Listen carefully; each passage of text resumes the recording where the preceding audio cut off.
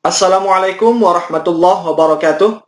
Halo anak-anak, jumpa lagi bersama Bapak. Dalam kesempatan ini, Bapak akan melanjutkan pertemuan yang ketiga tentang penjumlahan vektor. Penjumlahan dua buah vektor adalah mencari sebuah vektor yang komponen-komponennya adalah jumlah dari kedua komponen-komponen vektor pembentuknya. Dengan kata lain, untuk menjumlahkan dua buah vektor adalah mencari resultannya. Adapun metode yang akan kita gunakan dalam penjumlahan vektor ini ada 4. Apa saja sih? Yang pertama, ada metode segitiga. Yang kedua, ada metode jajar genjang. Yang ketiga, ada metode poligon. Dan yang terakhir, ada metode analitis. Oke, kita langsung saja ke materi yang pertama tentang penjumlahan vektor metode segitiga. Metode segitiga. Nah, ini perlu diingat ya. Metode pertama adalah metode segitiga. Nah, metode segitiga merupakan metode penjumlahan vektor dengan menempatkan pangkal vektor kedua pada ujung vektor pertama. Nah, hasil penjumlahan vektornya yaitu vektor yang memiliki pangkal di titik pangkal vektor pertama dan ujung di ujung vektor kedua. Adapun langkah-langkah mencari resultan vektor dengan metode segitiga, yaitu yang pertama, kita lukiskan vektor pertama sesuai dengan nilai dan arahnya. Misalnya vektor A. Bapak coba ganti menjadi pulpen dulu. Oke. Misalnya ini kita buatkan vektor A. Ya. Jadi gambaran kayak gini. Gambar pertama. Ya. Ini adalah vektor A. Anak panah seperti ini. Vektornya besarnya adalah vektor A. Nah, kemudian langkah yang kedua, lukislah vektor kedua, misalnya vektor B, sesuai nilai dan arahnya, dengan titik tangkapnya berimpit pada ujung vektor pertama. Nah, gambarnya kayak gini. Kita buat vektor B. Ya, kita buat vektor B. Selanjutnya, hubungkan titik tangkap vektor pertama A dengan ujung vektor kedua. Nah, jadi kita menghubungkan antara ujung vektor A di pangkal vektor B. Seperti ini jadinya. Ya, jadi kita menghubungkan dari pangkal ke ujung, kemudian ujung ini ketemu dengan pangkal yang ada di vektor B. Nah, selanjutnya, pada pangkal di vektor A, kita tarik garis lurus. Garis lurus ke sini. Dan kita buatkan anak panah lagi satu. Sehingga kita akan mempertemukan antara anak panah yang ini dengan anak panah pada ujung vektor B. Sehingga dia bentuknya kayak gini. Bentuknya seperti ini. Nah, ujung ketemu ujung ya. Kayak gini. Sehingga resultan vektor atau penjumlahan vektornya itu ada di posisi ini. Nah, ini posisinya dia. Jadi, resultan atau penjumlahan itu sama dengan vektor A ditambah dengan vektor B. Ini rumusnya untuk yang metode segitiga, kayak gitu. Kita lanjut ke metode yang kedua, yakni metode jajar genjang. Untuk mengetahui jumlah dua buah vektor, Anda dapat menggunakan metode jajar genjang. Langkah-langkahnya adalah sebagai berikut. Yang pertama, kita lukis vektor pertama dan vektor kedua dengan titik pangkal yang berimpit. Nah, ini kan berimpit nih. Di mana pangkal vektor A dengan pangkal vektor B itu berimpit ya. Berimpitnya itu ada di posisi ini. Ini. Ujung di sini ya. Berimpit ya. Jadi satu. Nah. Kemudian, lukis sebuah jajar genjang dengan kedua vektor tersebut sebagai sisi-sisinya. Nah, baru kita buat sebuah jajar genjang seperti ini. Nah, jajar genjangnya seperti ini. Yang mana awalnya itu kan vektor A ini berimpit dengan vektor B pada bagian pangkalnya. Nah, kemudian secara tidak langsung dia akan membentuk sebuah sudut di sini sebesar theta. Nah, selanjutnya pada bagian ini kita membuat sebuah garis tepi seperti ini. Titik-titik ini. Yang mengisyaratkan bahwa garis tepi yang ada di sini nih, itu tuh besarnya sama dengan yang ada di B. Begitu pula pada bagian A, itu besarnya sama dengan titik-titik yang di sini. Sehingga ketika kita tarik garis lurus yang warna biru ini, maka dia akan menjadi seperti ini. Itu loh. Jadi awalnya di A, kemudian ke B. Nah, karena pada posisi ini besarnya itu sama dengan B, maka kita bisa posisikan B itu berada di posisi ini.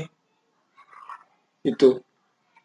Nah, kemudian pada bagian ujung ini dan ini, ujung pangkal dan ujungnya ini di vektor B, kita tarik garis lurus yang kita buat sebagai resultannya, sehingga besar daripada metode jajar genjang ini sama dengan metode segitiga yang besarnya R sama dengan A, vektor A ditambah dengan vektor B. Nah, seperti itu. Ya. Nah, kita lihat bahwasannya dalam jajar genjang itu sisi yang berhadapan itu sama besarnya. Itu. Jadi ada vektor A. Vektor A, jika kalian belum ngerti, Bapak akan ulangi. Jika ada vektor A, kemudian di sini ada vektor B. Dia bentuk sudut di sini, theta. Vektor B. Oke. Kemudian vektor B ini kita bisa tempatkan di sini dengan bentuk garis kayak gini. Kemudian kita tarik garis lurus di sini, kita jadikan dia sebagai resultannya. Kayak gitu. Jadi yang posisi B yang ada di sini sama dengan yang ada di sini. Nah, vektor B di sini. Kayak gitu. Mohon maaf ya jika gambarnya agak jelek, karena Bapak juga tidak bisa menggambar jika menggunakan laptop ini. Oke. Nah, sehingga pada poin ketiga, resultan kedua vektor adalah diagonal jajar genjang yang titik pangkalnya sama dengan titik pangkal kedua vektor, kayak itu. Jadi ini dia untuk resultannya dari posisi ini.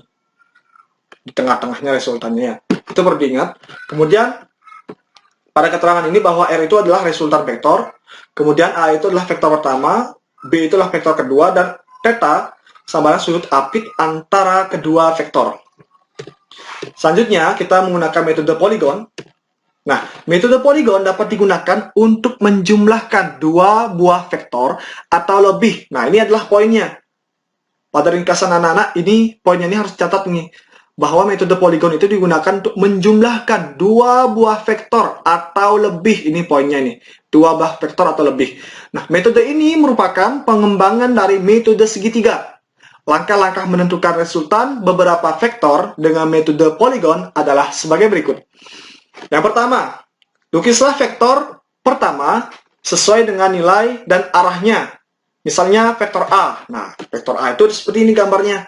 Arahnya itu seperti ini, ke arah sini, ya. Vektor A. Kemudian langkah yang kedua, lukislah vektor kedua. Misalnya vektor B. Sesuai nilai dan arahnya dengan titik tangkapnya berimpit pada ujung vektor pertama. Nah, seperti instruksi pada poin kedua, kita hubungkan ujung vektor A dengan pangkal vektor B. Nah, di sini dia ketemunya. Oke.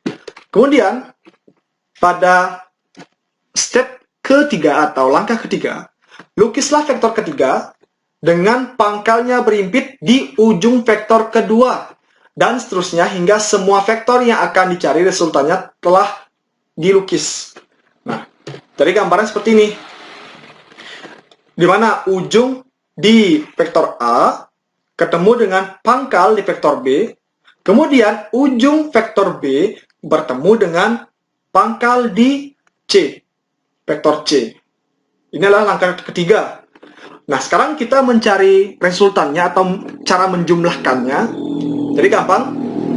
Vektor resultan atau vektor hasil penjumlahannya diperoleh dengan menghubungkan pangkal vektor pertama dengan ujung dari vektor yang terakhir dilukis. Nah, gambarnya seperti ini. Jadi, untuk mencari resultannya itu, bahwa resultannya itu kita menghubungkan pangkal yang ada di A dengan anak panah dihubungkan ke ujung vektor C. Nah, jadi seperti ini dia, hampir sama kan? Mohon maaf ini jika tidak lurus ya. Nah, jadi ketemunya seperti ini nih. Jadi, pada bagian metode poligon ini, perlu diingat bahwasanya ketika kita telah membuat vektor seperti A ini, vektor A ketemu dengan vektor B, kemudian ketemu dengan vektor C, ingat bahwa pangkal, resultan itu pangkalnya itu ketemu dengan pangkal di vektor pertama, kemudian ujungnya itu ketemu dengan vektor yang paling terakhir kita buat, seperti itu. Misalkan vektor C kan kita terakhir buat vektor C ya. Nah, jadi kayak gini dia ketemunya. Jadi ini yang disebut dengan resultannya. Jadi resultannya itu dirumuskan dengan vektor A ditambah dengan vektor B ditambah dengan vektor C. Seperti itu untuk yang metode poligon. Kemudian metode analisis atau metode analitis. Metode analitis mencari resultan dengan cara perhitungan, bukan pengukuran. Nah, kalian ketahui bahwa vektor merupakan besaran yang mempunyai nilai dan arah. Ingat, rumus yang digunakan untuk perhitungan resultan vektor adalah rumus kosinus. Sedangkan untuk menentukan arah dari vektor resultan terhadap salah satu vektor komponennya dapat digunakan dengan persamaan sinus. Nah, jadi perlu diingat oleh anak-anak semuanya bahwa untuk mencari perhitungan resultan vektor atau penjumlahan vektornya sendiri, kita menggunakan rumus kosinus. Ingat. Sedangkan untuk menentukan arah, ingat arah ya, kalau arah dari vektor resultan terhadap salah satu vektor komponennya dapat menggunakan persamaan sinus. Ini poinnya pentingnya. Poin pentingnya ini. Oke, itu perlu diingat. Nah, metode ini merupakan metode yang paling tepat untuk menentukan resultan beberapa vektor dan arahnya. Nah, jadi itu ada dua. Ada resultan vektor yang menggunakan persamaan kosinus, kemudian ada untuk menentukan arahnya menggunakan persamaan sinus. Nah, sekarang kita lihat untuk yang pertama tentang resultan vektor, di mana kita menggunakan metode persamaan kosinus untuk mencari resultan vektornya. Untuk resultan vektor yang membentuk sudut. Nah, sekarang tinjau dua buah vektor A dan B. Nah, kita coba akan menurunkan persamaan dari resultan vektor ini menggunakan metode persamaan kosinus. Nah, di mana satu sama lain mengapit sudut seperti yang diperlihatkan pada gambar ini. Ini adalah dua buah vektor, di mana vektor A dan juga vektor B ini pada pangkalnya itu saling berimpit atau saling bertemu seperti itu ya. Nah, kemudian gambar vektor resultannya dapat diperoleh dengan menggunakan metode segitiga, yaitu dengan cara menempatkan pangkal vektor B di ujung vektor A. Selanjutnya, tarik garis dari titik pangkal vektor A ke titik ujung vektor B. Nah, jadi pada vektor B ini kita pindahkan pada posisi di sini. Gitu loh. Pindahkan posisinya berada di sini seperti pada gambar ini. Ya. Nah, sehingga kita dapat menemukan resultannya. Resultannya itu berada di posisi pangkalnya bertemu dengan pangkal di vektor A. Sedangkan untuk ujungnya bertemu dengan ujung vektor B. Itu yang dinamakan resultan. Kita menggunakan metode segitiga di sini. Ya.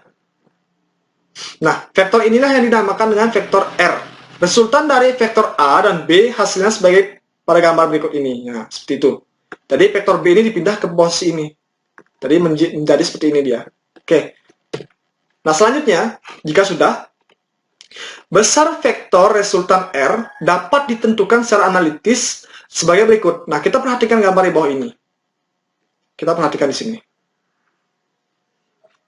Nah, jika sudah, vektor C dan D ini sama ini, diberikan sebagai alat bantu sehingga vektor A dan C tegak lurus terhadap vektor D. Nah, jadi di sini ada vektor A dan vektor C yang saling tegak lurus dengan yang D. Tegak lurus itu maksudnya dia membentuk sudut 90 derajat. Tegak lurus itu artinya dia membentuk sudut 90 derajat ketika dia saling bertemu. Kayak gitu, bertemu secara tegak lurus. Jadi tegak lurus itu seperti ini bentuknya. Gitulah. Ini untuk 90 derajat. Tuh. Jadi di sini untuk yang A dan C itu kita jumlahkan karena ini satu garis. A, ini C, kayak gitu. Dan ini D. Tegak lurus dia di sini. 90 derajat. Nah, jadi tegak lurusnya ada di posisi ini dia. 90 derajat. Ya, tegak lurus nih.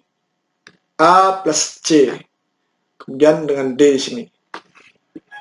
Nah, kemudian ketiganya atau vektor A, C, dan D membentuk resultan yang sama dengan resultan dari vektor A dan B yaitu R. Nah, resultannya sama nih. A plus C. Kan vektornya ke sini arahnya. Kemudian D, vektor arah vektornya kan ke atas. Sama resultannya dia. Resultannya adalah di bagian R. Gitu. Nah, dengan menggunakan dalil Pythagoras, besarnya vektor resultan R adalah, nah, kita menggunakan dalil Pythagoras di sini bahwa untuk yang sisi bagian ini kan yang adalah A plus C. Kan jumlahnya A plus C kan? Kemudian pada sisi bagian ini itu kan adalah D. Maka rumusnya A plus C kuadrat tambah D kuadrat kemudian diakarkan. Ya. Jadi hasilnya sama dengan akar A kuadrat tambah 2AC ditambah C kuadrat ditambah D kuadrat. Selanjutnya dengan menggunakan dalil Pythagoras dari gambar ini diperoleh bahwa C kuadrat itu ketika ditambahkan dengan D kuadrat itu kan sama dengan B kuadrat. Nah, bentuknya itu dia segitiga siku-siku. Ini C, ini D, ini B. Kayak gitu. Jadi kita mencari yang nilai B-nya. Maka nilai B itu sama dengan C kuadrat plus D kuadrat. Nah, jika sudah, nah, dari rumus trigonometri itu diperoleh bahwa cos theta sama dengan C per B atau C sama dengan B cos theta. Dengan memasukkan dua persamaan terakhir ke persamaan pertama, nah diperoleh besarnya vektor resultan R, yaitu sebagai berikut. Nah, ini kita catat ini poin pentingnya. Bahwa pada resultan vektor itu didapatkan persamaan bahwa R sama dengan akar A kuadrat tambah B kuadrat ditambah 2AB kali cos theta untuk vektor A plus vektor B. Ini ketika dia positif keduanya. Nah, sekarang untuk A minus B, vektor A minus B, maka resultannya adalah akar A kuadrat tambah B kuadrat minus 2AB cos theta. Jadi perbedaannya di sini adalah pada bagian A minus B, vektor A minus vektor B, di sini tandanya minus. Sedangkan untuk A plus B atau vektor A tambah vektor B, maka di bagian posisi ini bernilai positif. Jadi itulah rumus yang perlu adik-adik catat dan perlu adik-adik ingat untuk menentukan resultan vektor menggunakan metode analitis ketika dia saling berimpit satu sama lain pada pangkalnya. Oke, kita lanjut untuk arah resultan vektor.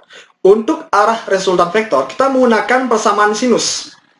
Nah, menentukan arah resultan vektor terhadap salah satu vektor komponennya dapat digunakan persamaan sinus. Kita perhatikan gambar di bawah ini. Bahwa sini adalah vektor F2, kemudian F1, di mana pada tiap-tiap titiknya itu disebut sebagai titik O, K, M, dan L. Nah, kemudian kita tarik garis lurus sesuai dengan metode jajar genjang, maka pada posisi ini merupakan resultan vektornya. Nah, rumus untuk menentukan arah vektor resultan, atau kita sebut sebagai rumus sinus, yaitu sebagai berikut. Bahwa F1 di sini dibagi dengan sinus alfa minus beta. Kemudian pada bagian F2 dari posisi ini, F2, maka persamaan arah vektornya atau arah resultan vektornya itu adalah berada di posisi beta, sinus beta. Maka persamaannya F2 per sinus beta sama dengan R per sin alfa, di mana R itu merupakan resultan vektornya. Nah, untuk sinus alfanya itu berada di posisi yang mengapit kedua vektor, yakni F1 dan F2. Itu saja dulu dari Bapak tentang penjumlahan vektor menggunakan metode segitiga, menggunakan metode jajar genjang, menggunakan metode poligon, dan terakhir menggunakan metode analitis. Semoga anak-anak bisa memahami materi yang telah Bapak berikan. Untuk pertemuan selanjutnya, kita akan bahas di video berikutnya. Bapak akhiri dengan mengucapkan wassalamualaikum warahmatullahi wabarakatuh.